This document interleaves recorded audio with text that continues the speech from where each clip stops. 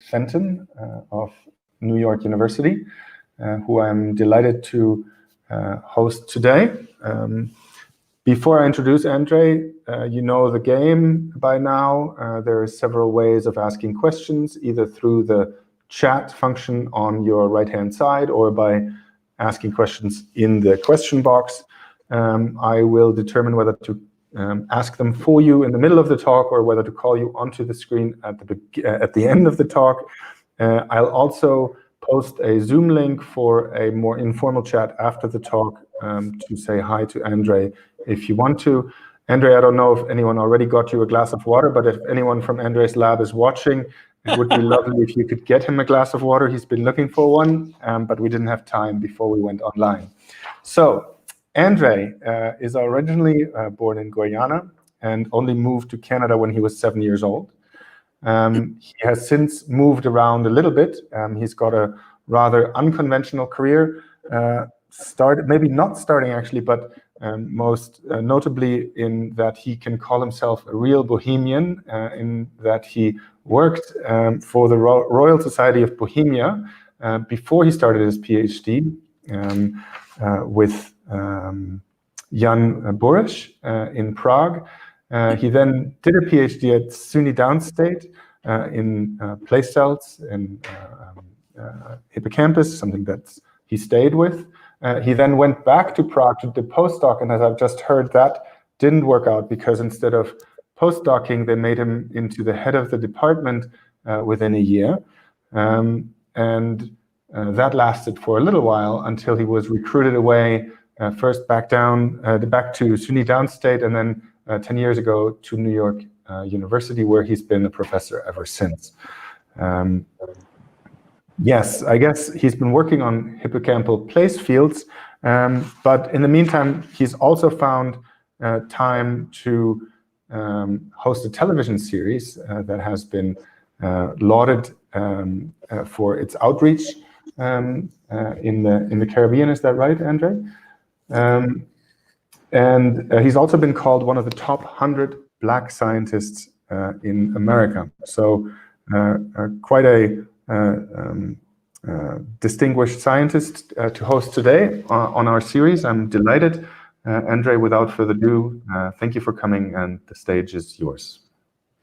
Well, thank you very much, Tim. This is a joy to be presenting. It'd be a much better joy, of course, to be there with you all physically, but we make the best in the pandemic. In fact, that has been one of the one of the features of the pandemic in our laboratory is how to make the best of the situation.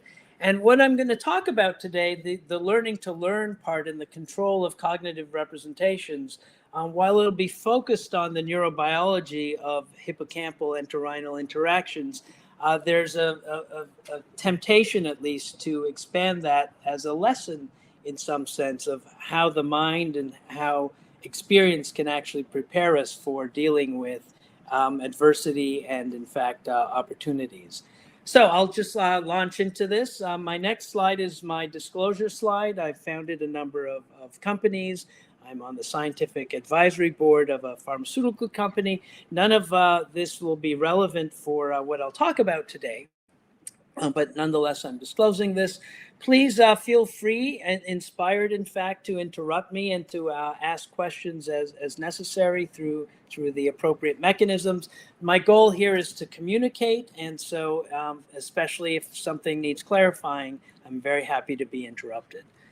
So I'm going to start by talking a little bit of, or in fact, a lot of background, but I wanted to make sure that since I'm going to be talking about the hippocampus place cell system, how I think about that system, it's in some sense a knowledge system, and I want to make sure that we're all on the same page in how to interpret this.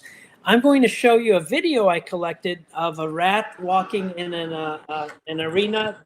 You should be able to hear, or at least hear, the amplified action potentials. I understand that you cannot. But if you did, what you would hear is that whenever the animal was in this region of space, the cells would be discharging a little bit over here. And what I've shown here is I've drawn a dot for wherever the rat was whenever this neuron discharged. So this is the place cell phenomena. And when I got to SUNY Downstate and worked with Bob Muller as his graduate student, I learned to record these cells in pretty much the way I just showed you that video, where we could listen to the action potentials of the single neurons. And in those days, we recorded 1, maximum 2 neurons at a time, so you could really actually pay attention to how the neurons were firing. And we would build these things like a firing rate map, as shown here, that you're all very likely to be familiar with.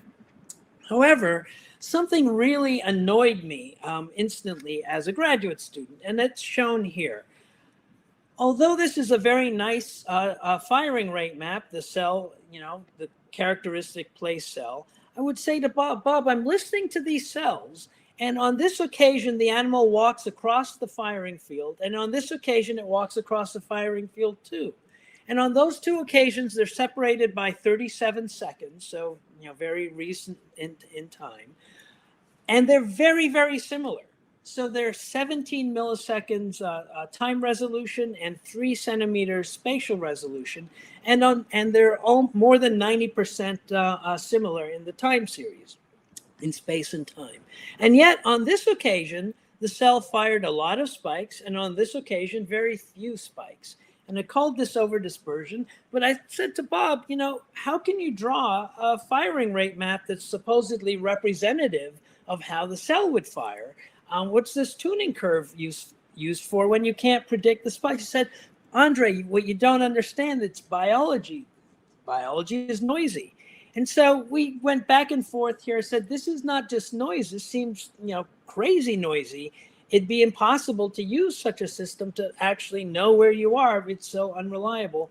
And so Bob, being a great mentor, pushed me to quantify this. And you can do something along the lines of, imagine this is a, really representative of how the cell fires, and build an inhomogeneous Poisson process where at every location, the rate of that process, and you would generate a distribution something like this for this trajectory, and a similar distribution here, where on average, the expectation would be 9 spikes in each case.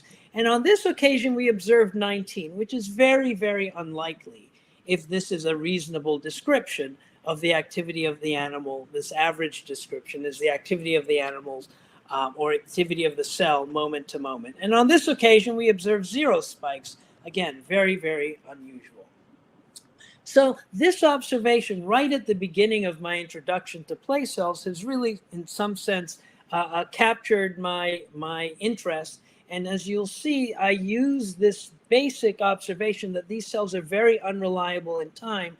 And in fact, I find it difficult, because they're so unreliable in time, to imagine how they could be used for navigating if that is all that they happen to signal, the animal's location. And that's a theme that will carry on throughout my career, and you'll see throughout this talk. So we have to ask, what kind of a code is this hippocampus place code? Clearly, the hippocampus is important for signaling locations in space, but how can we understand or decode that information? So this is work done by Matty Cow and Eunhye Park in my laboratory, and we started by thinking about signaling in general. So you can imagine that there are at least 2 extremes, if you will, of how to send a signal. You can dedicate something like a light or a neuron, a red light, whenever it is on, there's an unambiguous, reliable interpretation of what is being signaled. Stop. And if you'd like to send a different kind of signal, to dedicate or devote another light, let's say the green light, by analogy, another neuron to send that signal.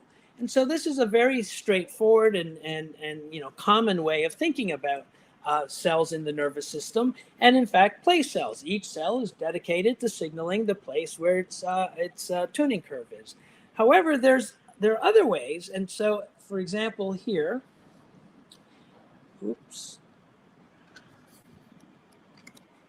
let me start. So you can imagine this stadium jumbotron. It's made up of a gazillion lights, and those lights are sending a signal very reliably, but no particular light is important. No light is dedicated to this signal. And the lights don't even have to be on at the same time. It's not even the amount of lights. It's the pattern of lights that are on and off. This pattern of activity is what carries the signal here, and it's very decodable. And so we wondered which two versions, if you will, of neural coding, a dedicated code or an ensemble code, should we be using in order to interpret the activity of these cells. And so there are many arguments I could make for an ensemble coding view, but I think a compelling and simple one is to say, let's record the animal in these two environments. One is a smaller cylinder. It's 76 centimeters in diameter, like the cylinder that you saw in the movie I showed, and this other larger chamber that happens to be 1.5 by 1.4 meters. So we're going to record place cells in these two chambers. Here, the tuning curves from 9 cells that were recorded at the same time. And you can see this is in the cylinder, and an hour later, a second recording in the cylinder. And you see the place cell phenomena. Cell 3 fires up here near noon. It fires near noon here again, an hour later. Cell 4, similarly over here, firing at about 5 o'clock. It fires at about 5 o'clock. Reliably, spatially tuned over an hour. But in the intervening 1 hour, we put the animal in the chamber. I should point out that these chambers, the cylinder and the big rectangular square chamber, they are both very familiar to the animal, familiar for at least a month or so by the time we made these recordings. So this is fairly steady state. And if you look in the chamber, now you see the place cells, it's the same cells, but they're no longer firing in single locations, they're firing in multiple locations. And this is the typical thing that you see when you put the animal in a sufficiently large space that is a realistic space. And so if we pick cell 4, for example, if you were to listen to cell 4, or another neuron was to listen to cell 4 in a sense and decide where the animal was on that basis, it'd be very difficult. It'd be ambiguous. Would you guess over here or over here? And in fact, any kind of math that you'd like to do to take the average would take you somewhere on a line between the two and would definitely be wrong. And so this seems to be not a very useful dedicated code, but it is trivial to understand this as an ensemble code because there's a cross-cell pattern that is unique at every location in both the cylinder as well as the big chamber. And if you look at that cross-cell pattern that's unique, it's very simple to decode the animal's location. I'll show you that in a moment. So this phenomena of switching, if you will, between cylinders and squares or the representation in spatial tuning in one environment versus another is called remapping. And you can imagine that, because you can go back and forth between these two cylinders, that the hippocampus is in some sense in two states, if you will, representational states. And I've sort of cartooned that here. You can imagine a matrix of neurons in, say, the hippocampus, and those cells that happen to fire together collectively are marked red for being in the cylinder, let's say, and those that happen to fire collectively for being in the chamber, green, for example. And you can draw the same data. Instead of representing place cell activity in these tuning curves, which have no temporal information, but just spatial information, you can draw a raster, as shown here, another typical representation, where there's no information about space. But you can already see, if you squint, in fact, you can recognize that the cylinder pattern is distinct from the chamber pattern. And the cylinder pattern here, the second visit to the cylinder, is very similar to the first. And so how can we quantify that? Well, it's fairly trivial. You can do this in any number of ways, and I'm trying to just give you the intuition. You can build an activity vector. What's the activity vector? We can choose some arbitrary amount of time, some delta t, and compute the number of spikes each cell discharges in that amount of time. So that's what's done here. Cell 1 fired 10 spikes, cell 7 fired 1 spike, etc. So you can do that for different times, and then you can compare those vectors one to the other, and that's done in any number of ways. The most straightforward way is to, in fact, compute a correlation. So that's what's shown here in this correlation matrix. On the x-axis is the time, in minutes. On the y-axis, time in minutes. In this trivial example, I've made the delta t a minute. So you can see that at time, say 3 minutes or so, activity is very similar to time at minute 2. And if you look here on the diagonal, that's time with itself, so that's a perfect correlation. So for the first 15 minutes, activity is very self-similar in this environment, and it changes and is now different, in fact, is anti-correlated for the next 15 minutes, and then it reverts back to the same original pattern for the last 15 minutes. And that corresponds to the animal being in the cylinder, the chamber, and the cylinder. So this is a trivial example, but what I want you to appreciate from this trivial example, and we'll have more sophisticated examples in the next slide, from this trivial example is that you should be able to decode from the temporal activity, from the co-firing patterns of these cells, something about where the animal is, for example, which environment the animal happens to be in, without any recourse to actually measuring anything or using any measurements of the animal's spatial activity to do so. So we can do this in a more sophisticated way. And what I'll rely on for a number of slides, and I'll show you, is a Bayesian decoding system. And intuitively, the math is a little bit different, but intuitively, it's actually fairly similar.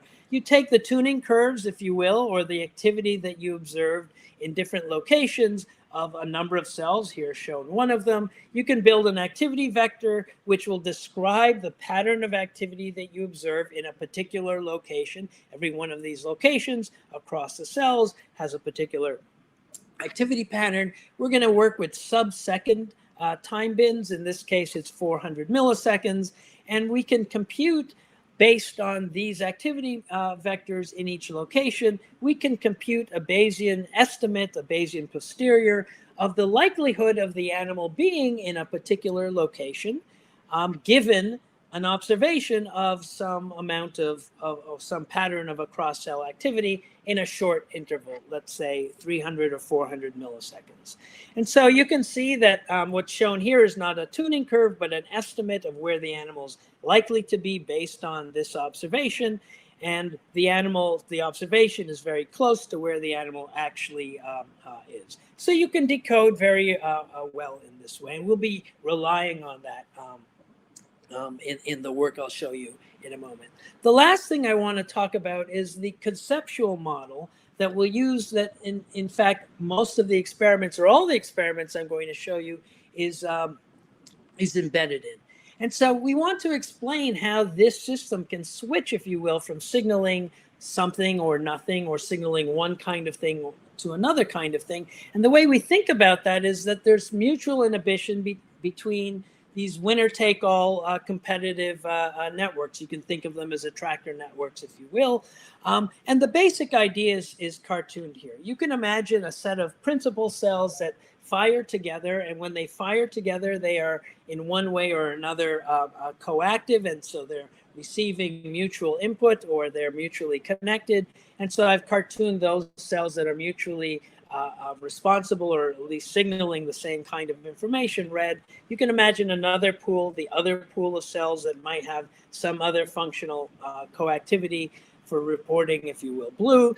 And the key is that when one pool of these cells that are functionally defined is activated, it's driving inhibition in this network and suppressing the other pool, and including itself. And so there are many different network architectures that you can use to arrange for this. We've built a toy model here with this kind of architecture. And I want to illustrate 2 points that we'll come to, and I'll show you the neural mechanism for accomplishing this with learning by the end. And so in this system, you can imagine when there are 2 inputs, right? They may be competing inputs. So there's a strong input here and a weaker input here. And if you watch the animation, this strong input is a little bit stronger than the weaker input. But with time, the input isn't changing, but the dynamics are, and it's strengthening, if you will, increasing the response to the stronger input and dampening or suppressing the weaker input. And that's just a property of such a network. And what I'll show you by the end is one of the properties of such a network is that it can take noisy input, suppress the weak noise, if you will, or the signals that are weak, and allow to not only persist, but even enhance the persistent or the strongest signals get to persist. So that's the framework in which I'm going to describe the next set of experiments. And so we're going to start with, we want to see and understand how you build one of these networks and how you actually tune it. And obviously, the standard way to think about that is to adjust synaptic weights. And in particular, we wanted to see how learning is going to cause these synaptic weight changes within the hippocampal system. So how are we going to find where to look and how to measure those synaptic changes with learning? So I'll go back to one of the early findings in the laboratory, and that is that this molecule, protein kinase M zeta, this is a model of it here. The magenta is actually not part of PKM zeta. It's a model of the inhibitor that binds to the ATP binding site in this kinase. And so what we knew is that if we built this inhibitor, zeta inhibitory peptide, then it could reverse long-lasting LTP. And so here's a very long-lasting LTP experiment. It's done in a urethane anesthetized rat, and we've anesthetized the rat, and we can hold the synaptic responses. The field EPSP slope is measured here, and we can hold it for a day. And so what you can see here is early in time, we've induced high-frequency stimulation. We can maintain that potentiated response. This is in the perforant path to dentate gyrus synapse or population of synapses. And if we add zip, if we inject zip very gently and carefully, a millimeter from the recording electrode, what we see is a depotentiation that takes 2 hours or so, and it depotentiates to the baseline activity.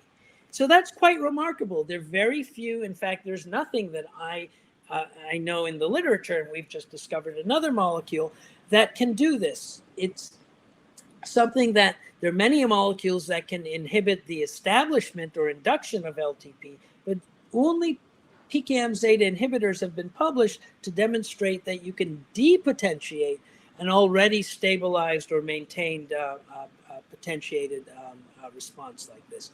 And if you put zip on baseline activity, you'll see that it does nothing. It seems to be specific for this potentiated response. And we know quite a lot about the biochemistry of that, but I'm going to skip that and just use this as an example of how we can identify the mechanism, an LTP maintenance mechanism that's going to be important for the activity in the hippocampus. So here's an experiment where, rather simple experiment done by Jeremy Barry as a postdoc, where we can inject zeta inhibitory peptide zip or the vehicle, in this case saline, and we can do that after recording a bunch of place cells.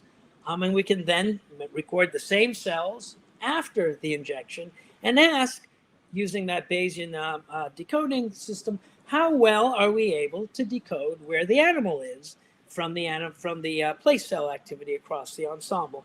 And so you can see if we take the activity here of animals that are going to be injected with saline or zip, and we take the activity before the injection, you can do a pretty good job of decoding the animal's location as long as you collect, I don't know, a second or so of data for these activity vectors.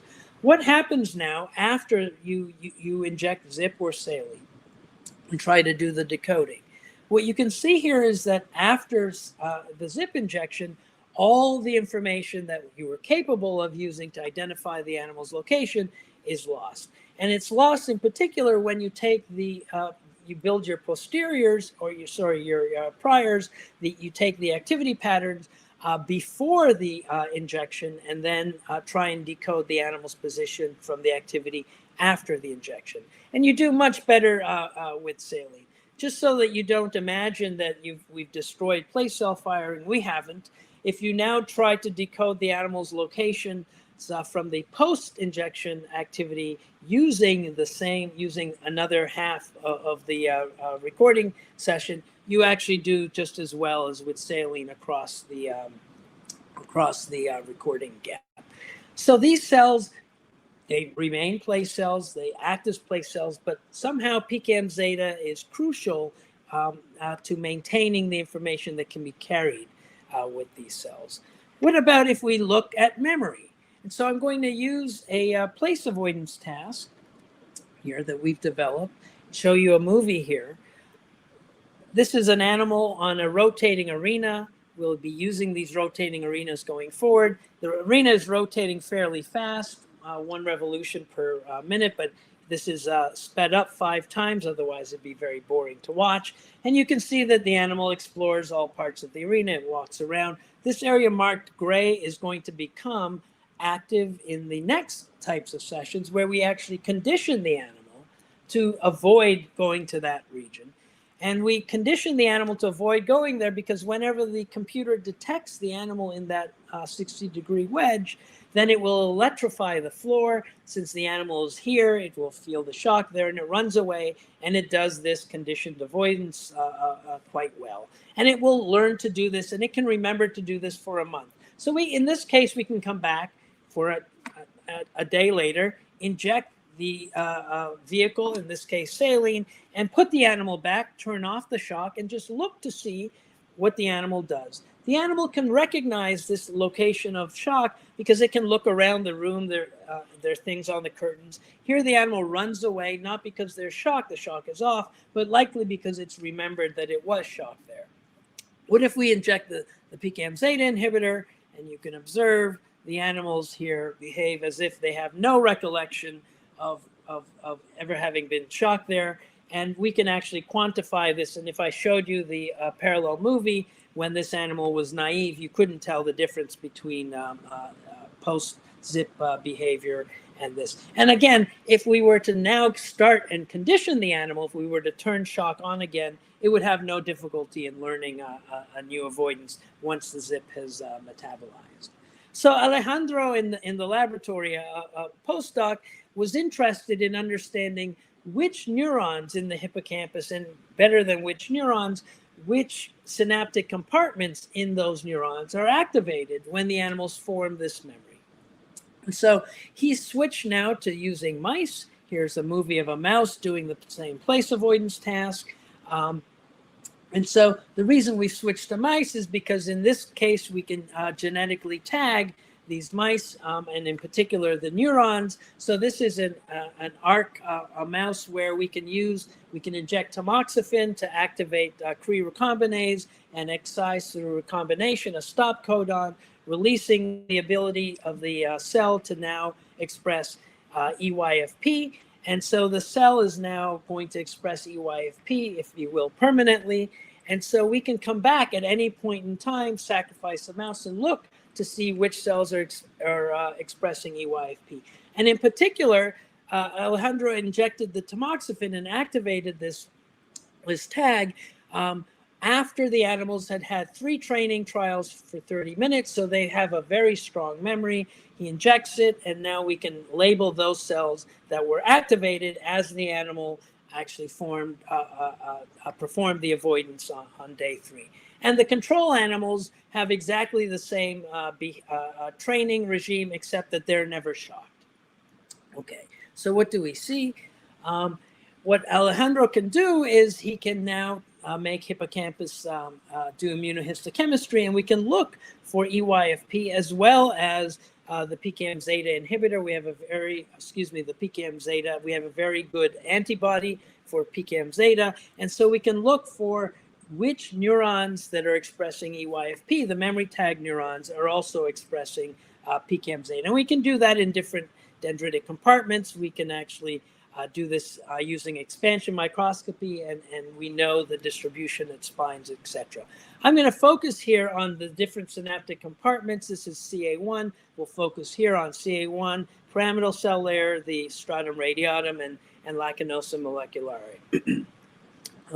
So when we do that in the CA1, what we can do is now compare the animals that were not trained as well as the animals that were trained. And if you look in stratum pyramidale, here's the EYFP signal, the PKM zeta signal, and the merge signal. So you can now measure the activity relative to the untrained average. And so what you see is that there's about a doubling of the cells that are expressing the EYFP because of presumable recollection of this conditioned avoidance, similar with the PCAM zeta signal. And here's the merge signal. For those of you who are aficionados of this, what is actually very important is to look in the green cells, in the cells expressing EYFP, and to ask, in those cells, how many are expressing both markers, EYFP and PCAM zeta, because those are the memory tag cells that gained, if you will, the PCAM zeta signal. And if you look instead at the cells that are expressing, the fraction of cells that are expressing both markers, that as a function of the cells that express PCAM zeta, these are the cells that had previously likely been expressing PCAM zeta for some other reason and didn't get the and were subsequently tagged. Okay. If you look in stratum radiatum in this region here, you see a very similar picture. There's an increase in that in those compartments, but not in stratum lacunosum moleculare. So it seems that there is an input-specific increase. And I should point out, I didn't emphasize, but this is a month after the training. We come back, we waited 30 days before sacrificing the animals before looking. So there's a long-lasting PCAM zeta upregulation that lasts at least a month. What if we take hippocampus slices after this training, and now we test whether the stratum radiatum synapse, the Schaefer collateral input to stratum radiatum, whether it has been modified. And so you can do an input-output curve here. We increase the stimulation and measure the response, the field EPSP slope standardly. And in stratum radiatum, you see if the animals had this training, that pathway is potentiated. And in fact, if you induce 100 hertz high frequency stimulation in that pathway, the animals that had been trained actually have a that you induce LTP, but it is attenuated compared to the animals that had the control training. And we can see here that if we do this, repeat this experiment a day, or excuse me, what I showed you was a day. Hello? What I show you was a day. This is now a month later. You can. You can observe that some of the animals actually show a very good avoidance here. They delay entering the shock zone for 5 minutes or longer, up to 10 minutes. Hello. And some of them have very poor memory after a month. They don't delay entering the shock zone, and they perform just as poorly as the animals that had the no conditioning. And so if you look at the animals that have good memory and the animals that have Andre, can you hear me? Yeah, now I can hear you, yes. Hello, now Tim? You can hear me. Okay, we have two questions that might be... Hey, Sure. Can you hear me? Yes, I can hear you. You can't. Yes? I can hear you. We have two questions that may be worth asking now. Thank you. One is regarding PMQ zeta. Oh, you have to send me a loud WhatsApp message. One is whether PMQ zeta inhibitor has been used in drug design for PTSD, and maybe more generally, are older memories affected by this too, or just recently acquired memories? Good. So thank you for the question. Yes, a number of people have used this for a number of different memories, and it seems effective on memories that have specific information content, but not memories that are very general. We published a paper examining a number of these memories, but about 20 or so different memory paradigms have been examined where PCAM zeta inhibition, one way or another, has been shown to be effective. And in terms of how long, we have used this after 1 month, and it's effective on the erasing memories completely after 1 month. Yadin Dudai used conditioned taste aversion in the insular cortex and showed that after 2 months that was effective. And although I won't get into the details of this, the biochemical mechanism of how you express and upregulate PCAM zeta is something that we've worked out quite reasonably, and we understand it to be, if you will, in some sense, a permanent way of maintaining synaptic potentiation until some active process comes along to depotentiate, like a zip. Thank you. There's another question regarding the setup. What's the smallest wedge angle that will show the avoidance behavior and its corresponding LTP? We have not varied the wedge angle. We typically use either 60 degrees or 45 degrees with an annulus cut out of the middle. And the reason for the two different configurations, it depends whether we're asking the animal to avoid multiple locations or a single location. But that's not a parameter that we have avoided. In the very first paper, what we were able to show is that the animals actually have two ideas about where the shock is on the arena that doesn't rotate, and they can come right up to the edge of the shock zone. They can learn the precise location of the shock zone, if you will, when it's not rotating or when they're using the cues on the arena surface to identify it. But in terms of when they try to avoid, what their behavior looks like is they stay, I don't know, 10 or so centimeters away from the shock region using the distal cues. Thank you. Okay, cool. So what I wanted to show you here is that after this kind of training, there's a long-term, not only biochemical change, but a physiological change. And we can see that here in the animals that have the good memory, where stratum radiatum is altered. In the similar way, after one day I showed you, this is after 1 month. And similarly with the attenuation of the LTP after high frequency stimulation. There are a number of other physiological changes that we describe in this paper, but suffice it to say is that there are a large number of widespread changes. And if we measure, as this paper does, if we repeat these recordings, in fact, we did them simultaneously here in stratum lacunosum moleculare, we don't actually measure any of these changes. That seems to be stable, consistent with what biochemistry I just showed you from the PKM zeta.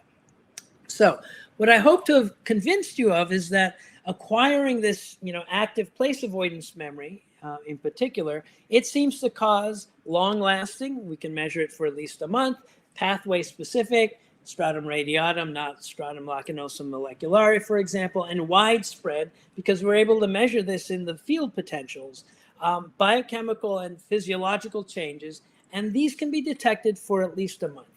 So we're a memory laboratory.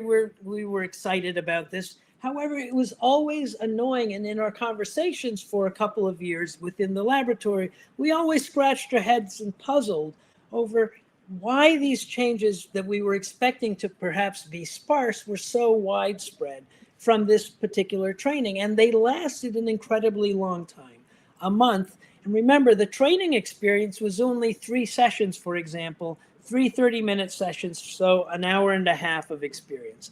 And Ein Chung in the laboratory came across this paper where cognitive behavioral training was used in elderly adults, elderly humans, and was able to show that with this kind of training, you can enhance cognitive control for a long time in these aged adults. And so we looked into that, and she wondered, why is this, type of training causing this type of cognitive behavioral training causing these kinds of persistent changes? And so when we looked at the task that the aged adults were doing, we realized something. So let me describe this task a little bit. It was a computer game where the aged adults are driving a game, and their job is to, not crash the car. It's not particularly challenging, but they have to be attentive to the needs of driving the car. However, they come across these different signs on the road, and their job is actually to respond to the particular classes of these signs, to make some kind of a response, but not to be too distracted and pay attention to the signs too much, because they have to alternate their attention, or if you will, their cognitive abilities, their cognitive control, to maintain the car being capable of driving. And so I wondered why this might work. And I said, what at the time seemed like a wacky idea. Could it be that they're just training these subjects to ignore distraction, very much like we train our mice and rats to ignore distraction? And so let me explain why that's not so crazy by showing you some physiology.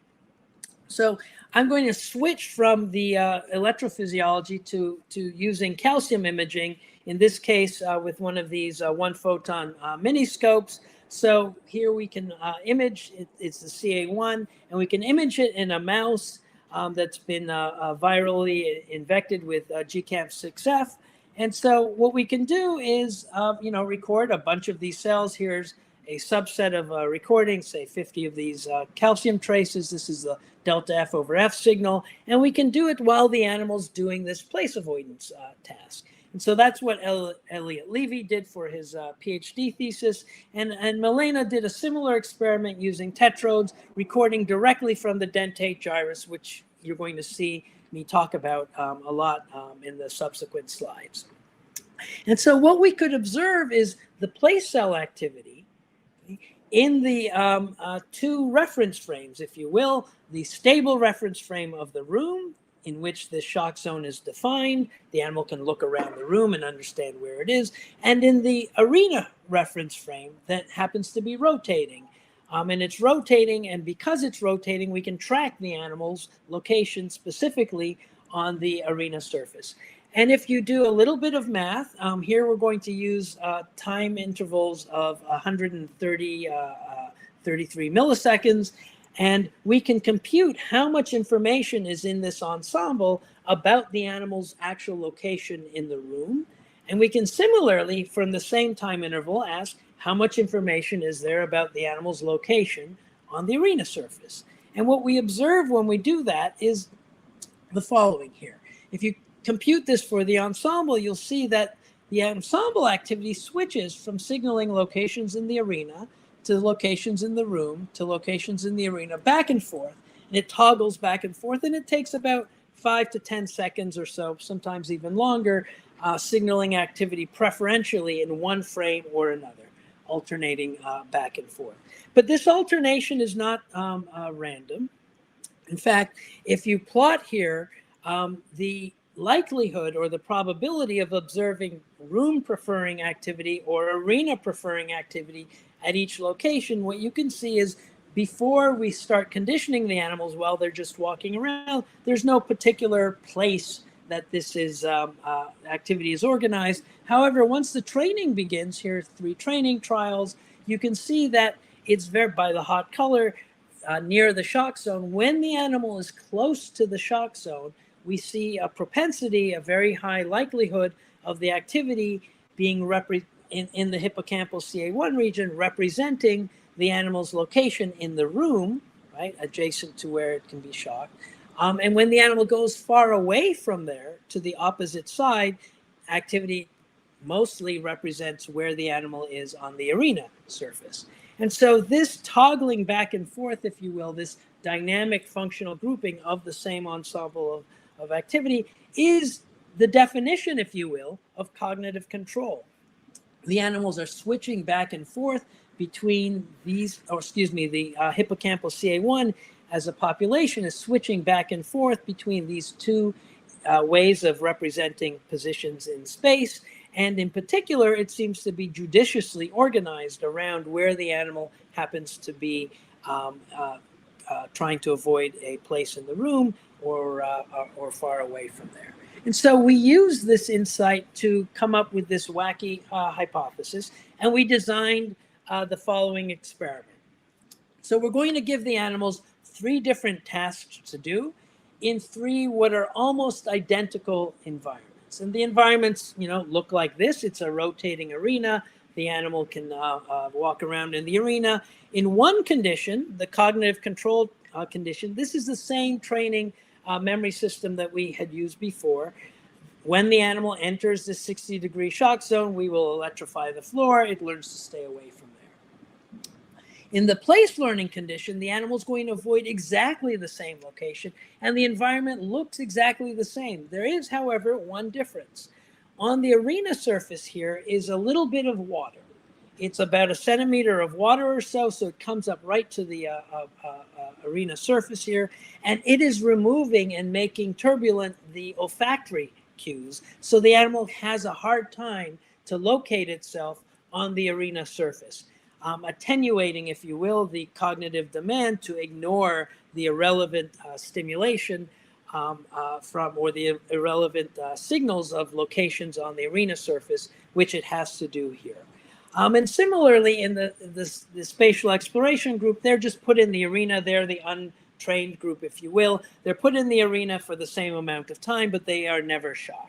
And I want to point out that these three conditions are 99% physically identical, because the only difference ever is when the shock zone is active, which is it's a half a second shock, and the animals get shocked about 1% of the time, less than 1% of the time they spend on the arena. So these are the three conditions. And what we first looked at was the cognitive control trained group, because we had observed in prior studies, if you train these animals, and here done formally in the initial environment, here again, 3 days of training, 30 minutes each trial, we'll wait a week and test for tension. And you can see here in the learning curve, this is measuring the number of entrances into the shock zone. You can see that the animals learn very quickly, and they come to a nice asymptote.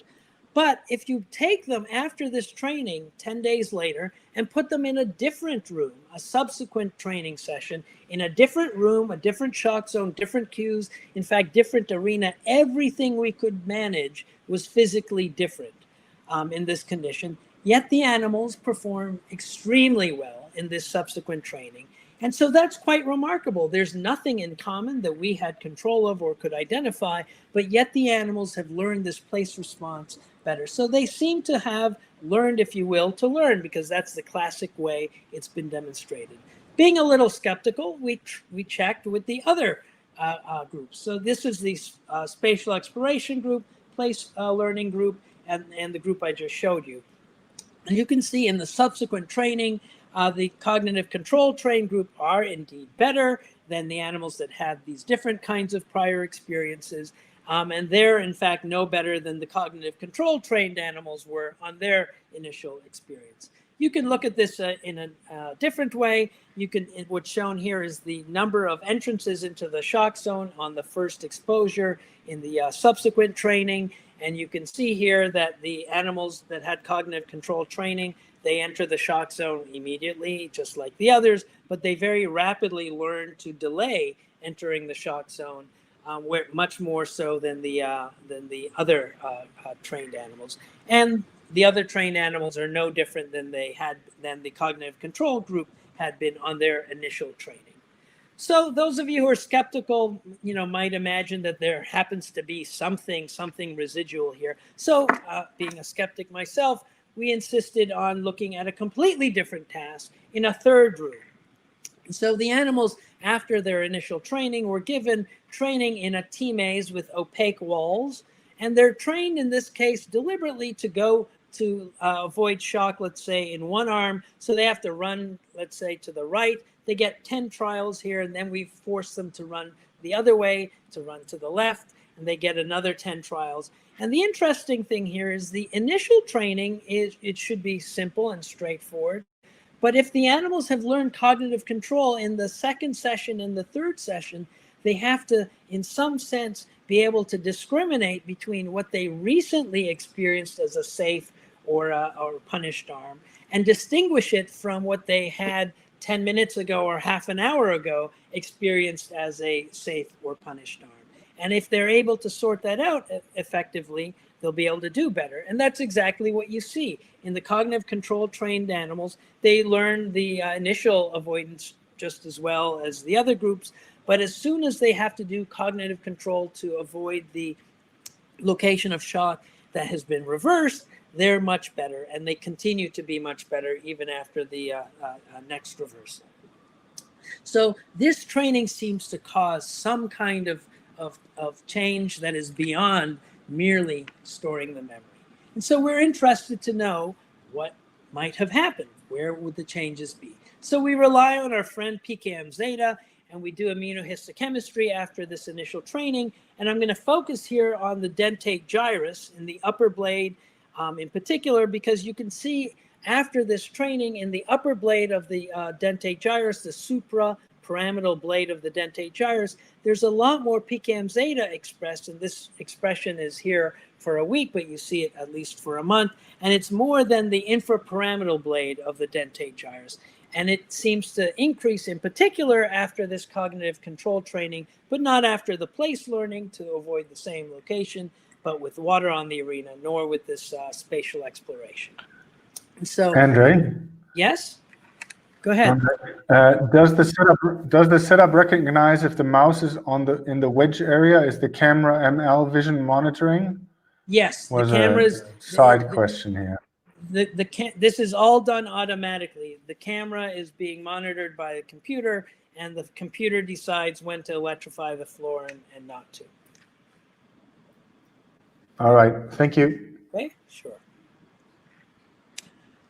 So we're interested in this pathway, and we're interested in measuring synaptic responses in this pathway in the awake behaving animal, which is non-trivial. We happen to have genetic access to this pathway. We can tag neurons, in this case, using a TTA system in the medial entorhinal layer 2 cells, and you can see their terminals here in the middle molecular layer of the dentate gyrus, as well as CA3. And so we can record with 32-channel silicon probes across the somatodendritic axis of the hippocampus, and we can use stimulating electrodes in the angular bundle. And because of this, we could identify very precisely electrophysiological landmarks so that we can precisely do this across at least 2 months of time. And so this is what we can do. We can stimulate the medial perforant path and record the response at the suprapyramidal layer of the dentate gyrus. And we're going to focus on this. And I'm going to show you that we can make these recordings, or we chose to make these recordings, when the animal is in a steady state, if you will, before each training session. And by steady state, what I mean is we put the animal on one of these running wheels, so it would run on the wheel. It likes to do that. It will do that constantly. And so that's when we're doing the stimulation and measuring the responses. And we can detect in this way the local field potential response there.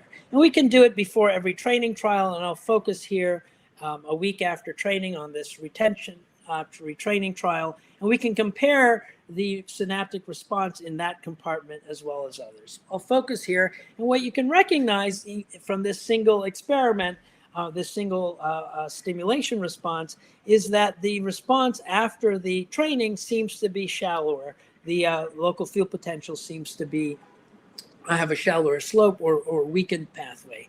And so we can quantify that by doing input-output curves, for example. And that's in fact what you see. After the cognitive control training, a week later, we can see that that pathway is now weaker. You can look at the summary data there. You can now look at the animals that had the spatial exploration. No change there. No change after the place learning. This seems to be specific to the cognitive control trained animals, at least that one pathway. And so how long does this last? If you train the animals, I showed you after 7 days, we can do this so that they're trained after, or we test their memory after 60 days, so 2 months, and then look at the changes. What you can observe is, again, this is the decline I showed you before.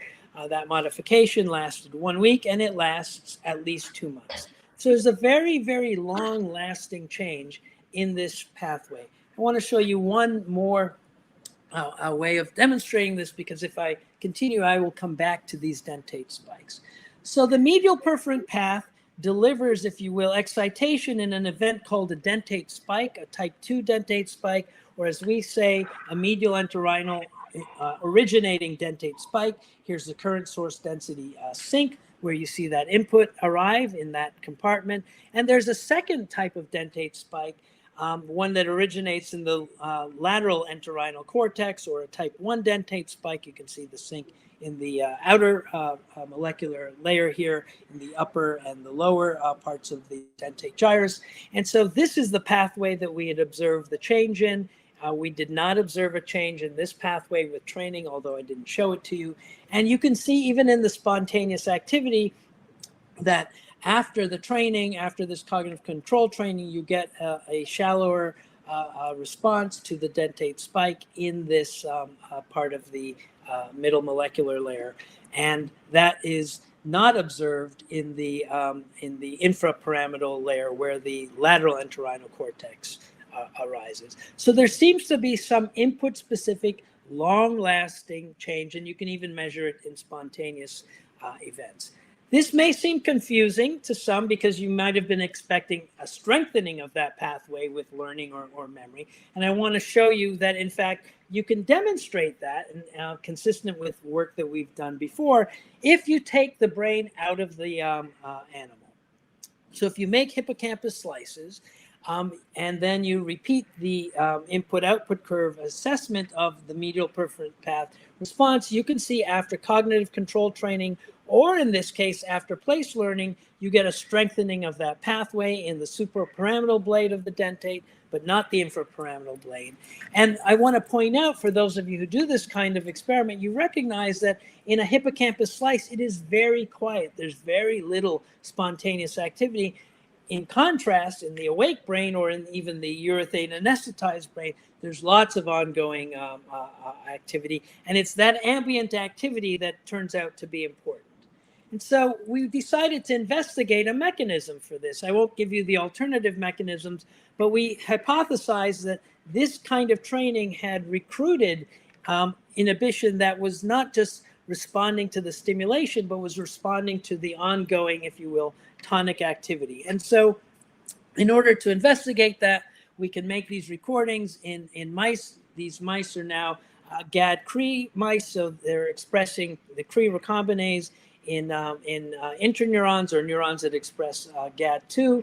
And in particular, it's driving the expression of channel rhodopsin and enhanced EYFP into those cells. So now we can come to this mouse, and we can optogenetically activate inhibition at different times relative to our stimulation. And so if we're able to do that in these animals, then we should be able to mimic, if you will, we should be able, are you there? We should be able to mimic the activity or this suppression, if you will, of the medial perforant path input. And we can do that in these home cage trained animals by the optogenetic activation at the same time as the medial perforant path stimulation. If you do this in the animals that are that had the spatial exploration, you can mimic that also. Similarly, in the animals that had the place learning. But if this is a similar mechanism to what actually happened and was induced by the cognitive control training, then the effect should be occluded. And in fact, it is occluded by the cognitive control training. So we were feeling fairly confident about that, but we want to understand a little bit more. It didn't fully make sense in our competitive network scheme that we would only see this suppression. So we made hippocampus slices, and now we stimulated the interneurons focally and relative to the different places relative to the recording electrode. And what you can see here is that with a very brief stimulation that coincides with the medial perforant path stimulation, this is the evoked response, and you get no particular change when they're coincident. However, if you precede the stimulation, the electrical stimulation, with this optogenetic recruitment of inhibition, you don't get a decreased response. In fact, you get a potentiated response, indicating that there's been disinhibition locally in this pathway, and that it is activity dependent, this disinhibition. And so you can see this by varying. This is for 2 milliseconds before the activation. That's this point, and you can see this the time delay sensitivity of that response. And so let me just summarize this quickly. What we can show is that this kind of cognitive control training, right, causes in one way or another learning to learn, and it causes this persistent, long-lasting change, at least measured here physiologically in the input from the medial perforant path to the upper blade or suprapyramidal blade of the dentate gyrus. And if you will, that's equivalent in some sense to taking a noisy input and dampening it, leaving, if you will, only the strongest inputs. And what we've identified is this disinhibitory circuit. I haven't given you all the details, but it turns out that there's a somatostatin positive cell that is crucial for this. We think it is a hip-hilar perforant path projecting interneuron you find in the hilus. It happens to also express upregulated PKM zeta, and we suspect our hypothesis and what we're working on is that this interneuron, the inhibitory interneuron, is what's called a MOP cell, a molecular layer perforant path projecting neuron.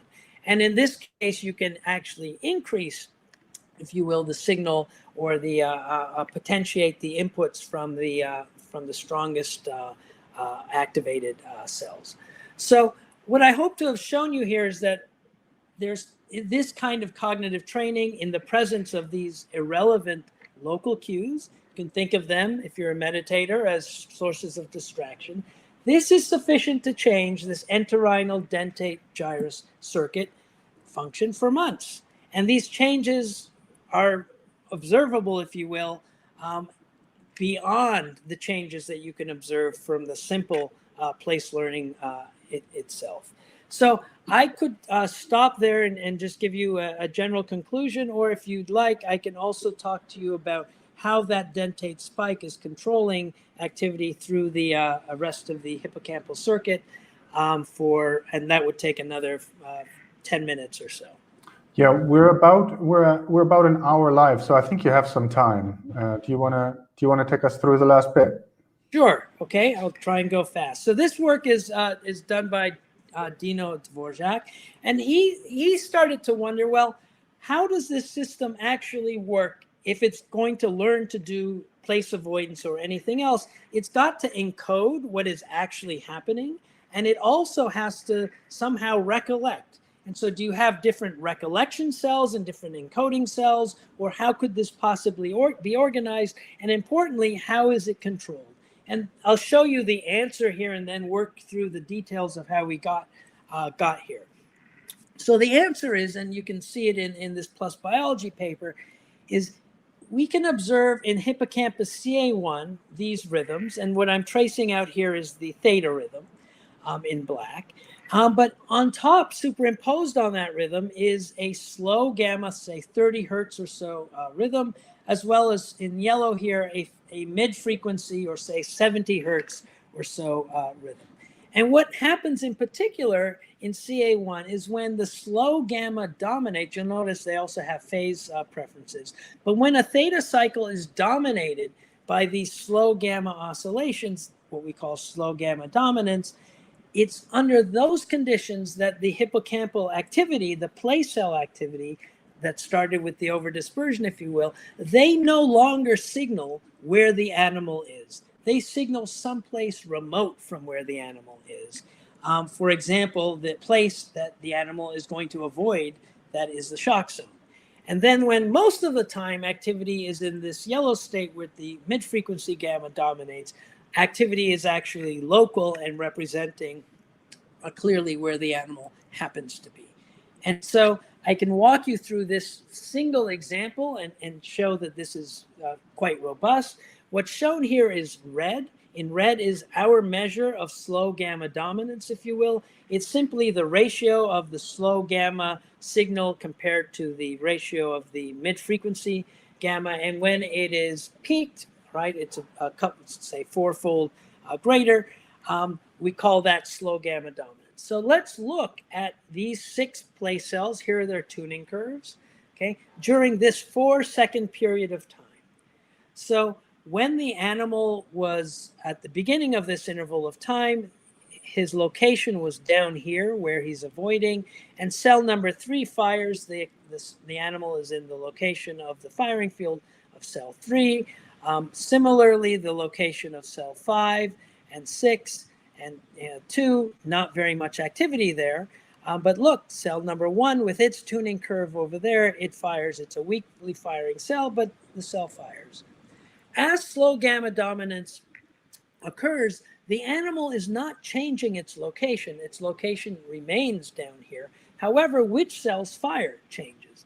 Now cell 3 fires very weakly, right? Cell 1 doesn't fire at all. Cell 6, however, fires very strongly, but cell 6 tuning is up here over near where the shock zone is. Similar with the cell 5, okay? And so what you can observe if you do the Bayesian decoding is that early in time, in this interval, the decoder points to, or the Bayesian posterior points to where the animal happens to be. But during slow gamma dominance centered on this moment, right, during this 300 milliseconds, activity is pointing to not where the animal is. Had we been recording cell number, say 3, we would observe 0 spiking in this moment because it's not going to be active, but other cells that would be that are active over here would be firing, and we would recognize that as noise. And then by the end of the 4 seconds, activity returns to this location. So we can see this switching, if you will, from encoding local positions to encoding distal positions that occurs with this slow gamma dominance. And so Dino and I, this is a quantification of that. If you look during slow gamma dominance, what is the probability of where the decoder points to? It's in the region about to enter the shock zone, and although the animal's spending most of its time away from the shock zone. So this is a robust thing. And interestingly, it's a clear demonstration that the hippocampus can switch between these two different modes of tell me where I am versus I'm going to recollect something or represent something distal. You can see this in this cartoon of the time series. Every half a second, I'm going to show you centered at this time. And at time 0, the animal is going to turn and walk away from the shock zone. So at 6 seconds before that, things are local, decoding is local. 2 seconds before, the decoding becomes non-local and represents where the animal's not going to go and where the animal is going to go to. At the time the animal turns to walk away, the decoding again is now at the place he's not going to go, at the shock zone, and where he's going to go. And then 2 seconds, 4 seconds later, you can see that the activity catches up, and he in fact even looks back for a moment, if you will, in his mind. This is another example, and the third example, in this case, the animal makes a mistake, if you will, and it enters the shock zone, and you'll notice that the decoding stays local to where the animal is, even as he runs away. So how does the hippocampus switch back and forth between these two? Remember those dentate spikes that I showed you that were attenuated and modified by this training. We're going to come back to them, and I won't show you all the details, but here's what we can do. We can identify when these dentate spikes occur, the medial entorhinal cortex originating versus the lateral entorhinal cortex originating dentate spikes. And we can look at the spiking activity in the principal cells and the interneurons in the other hippocampal fields. And so what we can see, focus your attention on the medial entorhinal originating dentate spikes. What we see in the dentate gyrus is that excitatory cells, granule cells, as well as mossy cells increase their activity about 2-fold. You see a somewhat attenuated but less increase in area CA3, no increase in CA1. The activity, as I showed you before, during slow gamma dominance doesn't change. It's just changing in where it's decoding to. If you look in inhibitory neurons, there's an even greater increase in the inhibitory neurons in the dentate gyrus and an increase in CA3 as well as in CA1, local in time to when these dentate spikes occur. There are a bunch of very nice physiological findings that you can see in this paper, but let me wrap it up by showing you a summary of what happens during these dentate spikes. So during these medial entorhinal dentate spikes, what we see is a much stronger coupling between excitatory cells and inhibitory neurons within the dentate network. We can even see this when we look at the probability of spike transmission, where we're fairly confident this represents monosynaptic connections. And we can see within the dentate gyrus, this motif occurs. Within CA3, dentate granule cells tend to excite, if you will, or fire in correlation with the inhibitory neurons in the CA3 region very strongly. And they do a similar thing to CA1. And now CA1, the CA1 excitatory cells, they themselves don't fire very strongly, but they're now very strongly coupled and therefore differentially controlled by the ongoing, by the activity of the intraneurons. And this is that pathway that I'd shown you before that is biochemically as well as physiologically modified in the winner-take-all type of framework. So let me just summarize then. What I hope you take as the evidence is that the hippocampus can switch between these distinct, if you will, encoding and recollection or local versus distal information processing modes. Okay? And that what that does is it changes the registration of the hippocampal place coding system. It doesn't change what the hippocampus is doing. It changes how it attaches, if you will, or is related to the external environment. And this seems to be under the control of this synchronous excitation inhibition discharge, excitation inhibition coupled discharge event that originates in the entorhinal cortex. These dentate spikes seem to be able to control how the hippocampus circuit operates and its cognitive functions, at least in the two ways I've shown you. And it doesn't require distinctive cells for that, right? The same circuit can be modified in these two different ways.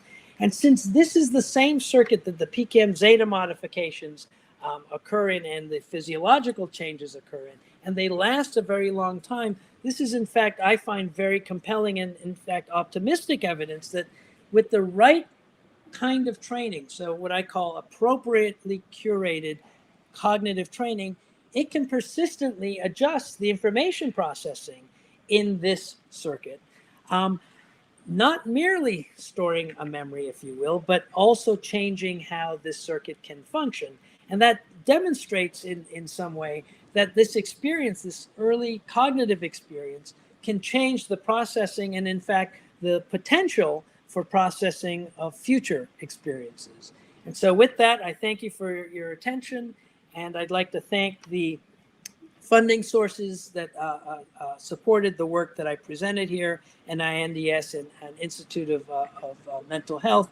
And here are the people that contributed specifically to the experiments that I described, and I showed you their pictures. Happy to take questions.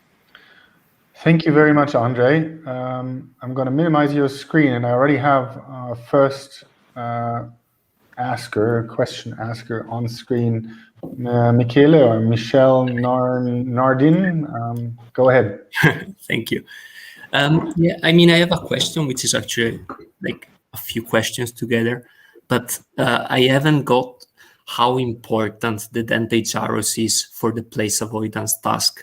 And for example, can animals still learn to avoid places if the dentate gyrus is inactivated? And on the other side, can you see similar improvements in behavior if you stimulate the dentate gyrus in like any way you want, like electrically or genetically and so on and so forth, without the CCT? Beautiful. Thank you for asking the question. In the Van Dyke et al. Paper, we show that the and other work, we show that the dentate is not crucial for learning place avoidance per se, but it is crucial for learning place avoidance in a way so that if you change what the animal has to avoid, then the dentate becomes essential. And we did that by optogenetic manipulation of the dentate gyrus. We also published a paper where with a genetic model where in development we caused this was in eLife last year, where the dentate gyrus granule cells actually don't happen the animal grows with no dentate gyrus. In this case, it is crucial for learning the task at all. But what we can observe, again, if we modify adult neurogenesis and such, is you can get without, if you have granule cells, but you suppress them or manipulate them in subtle ways, like preventing neurogenesis, animals can learn the place avoidance task, but they can't use what they had learned, if you will, to give them an advantage when you change the shock zone, or if you give them a second task. That was, in fact, our first clue about the learning to learn in the laboratory. And so it was because of those observations and puzzling about it that we designed the actual learning to learn experiment. Right. Thank you very much. Thank you.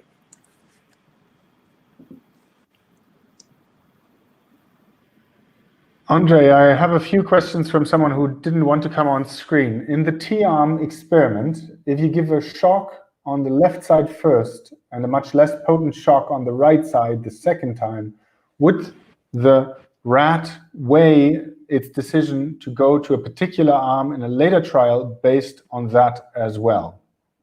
That's a terrific question. I don't know. We worked with mice in that experiment. I've worked with rats. My suspicion is that as long as the shock was not too extreme, like you have a narrow working range. If the shock is very extreme, the animals seem panicked, if you will. If it's not so extreme, then they're very deliberate in their activities. But obviously, it has to be also weak enough so that they care about it.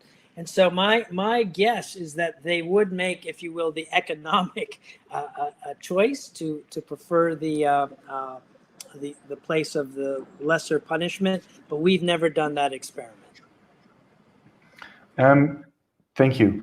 Another question here is, if the rotating arena setup is such that angular motion is detected and integrated by the mouse as part of the encoding and learning, if only the environmental cues are rotated as opposed to the arena, how would that affect the experiment and the results?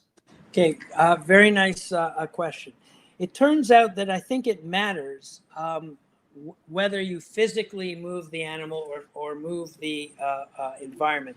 We've actually done experiments along these lines in Prague, and the animals really very, very quickly learn to do these avoidances using local cues on the environment surface, in particular that they can smell.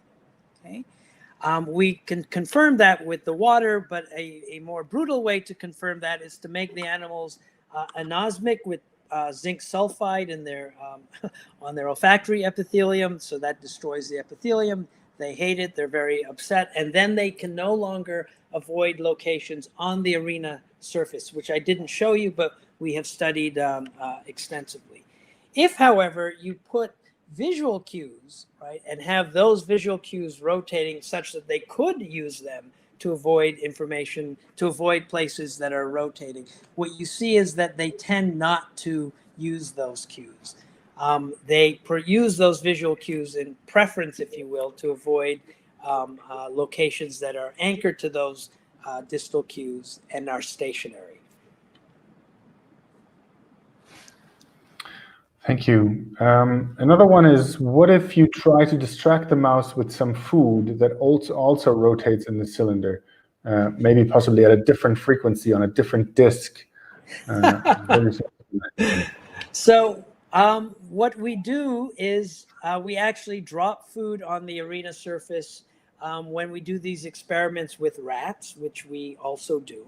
And the reason we have to do it with rats is rats will not walk around on the arena unless you give them something good to go get, which are these randomly scattered food.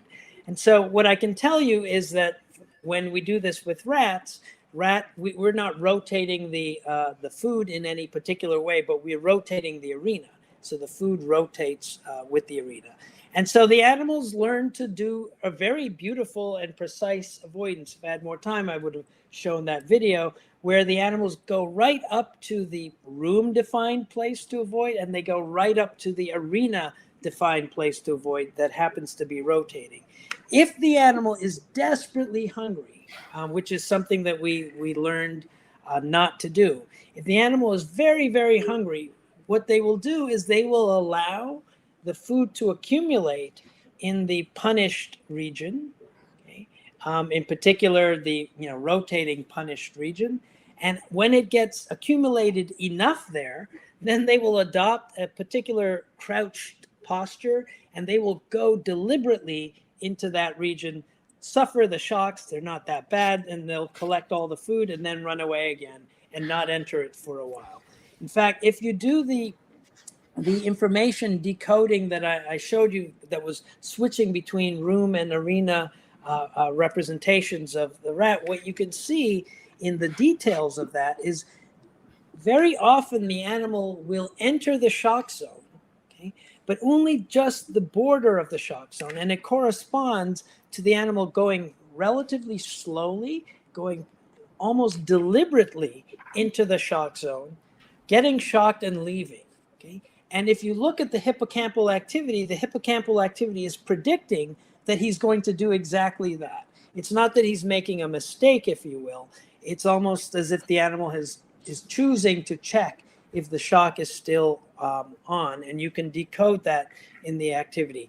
When the animal makes a frank mistake, it tends to just walk directly into the shock zone, and you see that in the hippocampal activity. The animal is no longer coding in CA1 the animal's actual location in the room. It's in the on the arena surface, and it will walk into the room shock zone, or vice versa.